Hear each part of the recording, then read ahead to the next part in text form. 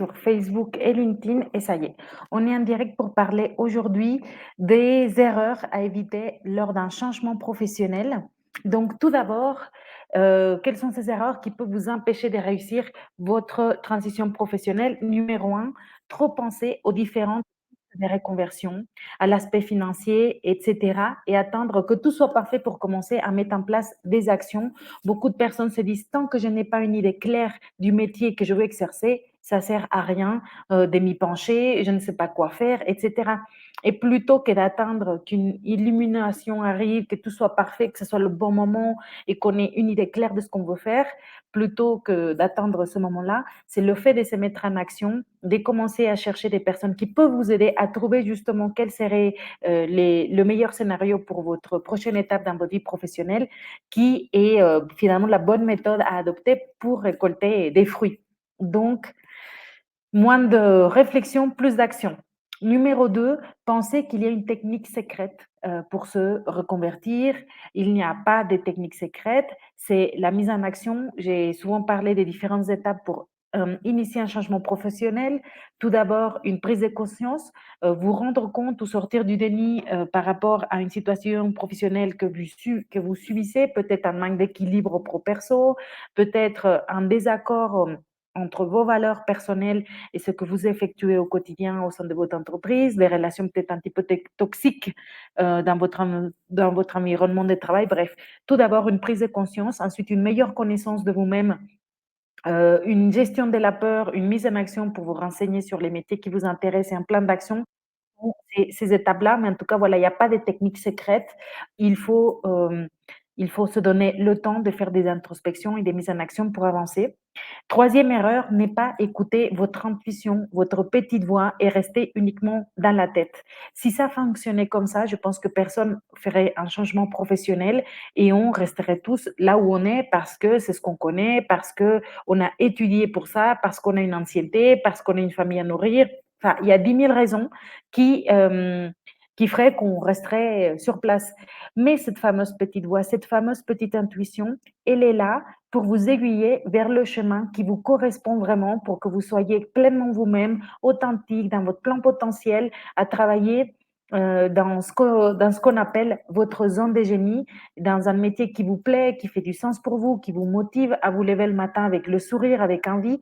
Donc, ce n'est pas normal voilà, de subir une situation professionnelle qui n'est pas OK. Et du coup, la vie et cette fameuse petite voix, cette fameuse, intuition que vous avez, ces signes corporels, émotionnels, vous toquent à la porte, toujours de plus en plus fort, pour vous aiguiller vers une vie professionnelle, beaucoup plus heureuse, épanouie et sereine.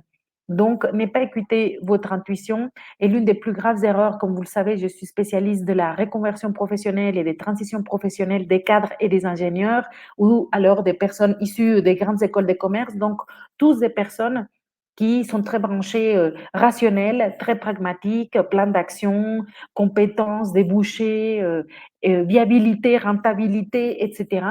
Donc, c'est super de pouvoir utiliser ces, bah, comment dire, ces ressources mentales pour un projet de changement professionnel, mais ça vient toujours en second temps. Tout d'abord, c'est le cœur, ça peut paraître poétique ou perché, mais en tout cas, c'est vraiment ça. Le cœur d'abord, la tête après, pour appliquer ce que le cœur nous aura dit. Donc, une des erreurs qui peut vous empêcher de réussir, c'est d'aller directement sur, voilà mes diplômes, mes étiquettes, mes compétences, je regarde les offres d'emploi et je ne passe pas par cette étape de qu'est-ce que je veux vraiment, qui je suis, quels sont mes talents, qu'est-ce qui me met en énergie.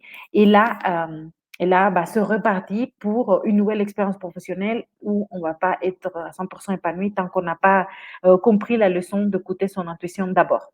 Ensuite, ne pas commencer à se renseigner dès maintenant sur les métiers qui vous intéressent. Et je vous invite vivement à faire un brainstorming des métiers potentiels qui pourraient vous intéresser, où vous vous dites, si je pouvais passer une journée avec quelqu'un qui effectue ces métiers, ça me donnerait une belle idée de ce que c'est, si ça me plaît pas. Donc, ayez cette liberté de pouvoir noter sur un cahier ces premières idées des métiers qui pourraient vous intéresser et commencer à vous renseigner dès maintenant. Ensuite, ne pas savoir dire non et donc ne pas vous investir sur ce qui est important pour vous. Je sais à quel point on est happé par des charges de travail phénoménales, par le métro boulot dodo, par des rendez-vous et on met de côté finalement c'est cette fameuse intuition qui nous dit qu'on n'est pas à notre place. Donc, c'est important d'apprendre petit à petit à dire non à, à certaines personnes ou activités pour vous donner juste un petit peu plus de temps pour vous. C'est bientôt l'été. D'ailleurs, j'ai animé hier un webinaire pour l'INSA dont le titre était Vacances et vision. Utiliser l'été pour trouver sa voie. Effectivement, c'est bientôt l'été, c'est bientôt les vacances. C'est le moment propice pour déconnecter de cette pression qu'on subit au quotidien dans son travail, de cette routine. C'est un moment où on a plus de temps de pause, de relaxation, propice à la créativité, à la reconnexion à soi. Donc, vous pouvez profiter de l'été pour, pour pouvoir investir du temps pour vous et par rapport à cette réflexion de changement. Ensuite, une autre erreur, c'est vous plaindre et trouver des excuses. Effectivement, se plaindre ou se mettre en position des victimes nous enlève tout le pouvoir. Dire: «Ah mais bon, je suis, malheureux dans mon job, mais à cause de mon chef, mais à cause de mes collègues, mais parce que ceci, parce que cela», en fait, ça ne nous fait pas avancer parce qu'on n'y peut rien quelque part. On ne peut pas changer la vision de l'entreprise, on ne peut pas changer la mentalité, les vécus, les expériences, les croyances, bref, la personnalité des personnes au travail, etc. Si pour aujourd'hui, pour vous, c'est devenu pas tolérable, c'est peut-être que vous n'êtes pas à votre place et que ailleurs, dans un autre environnement, vous serez beaucoup plus épanoui et c'est à personne d'autre qu'à part vous-même d'explorer les possibilités et de voir si ça vaut la peine ou pas de faire ces changements-là. Mais en tout cas, vous plaindre et trouver des excuses extérieures, ça ne peut que ralentir le processus. Avant-dernier point, euh, avant-dernier point, j'aimerais parler du regard des autres. Je sais que, voilà, le un changement professionnel est aussi un changement identitaire. Quand on vous dit: «Ah, vous êtes quoi?» Voilà, je suis ingénieur ou je suis cadre, je suis ceci, je suis cela. Il y a une notion de statut, surtout pour les personnes issues des grandes écoles de commerce et le regard des proches, des collègues, de la famille, du conjoint joue parfois un rôle super important et peut freiner un changement professionnel. Donc rappelez-vous que la personne qui va au travail au quotidien, c'est vous et personne d'autre. Donc, je vous invite par rapport au regard des autres, de garder un jardin secret autour de ces questionnements par rapport à votre situation professionnelle, de faire appel à un expert pour vous aider à avoir une méthode, une clarté et avancer dans cette réflexion pour trouver votre voie, pour avoir un plan d'action.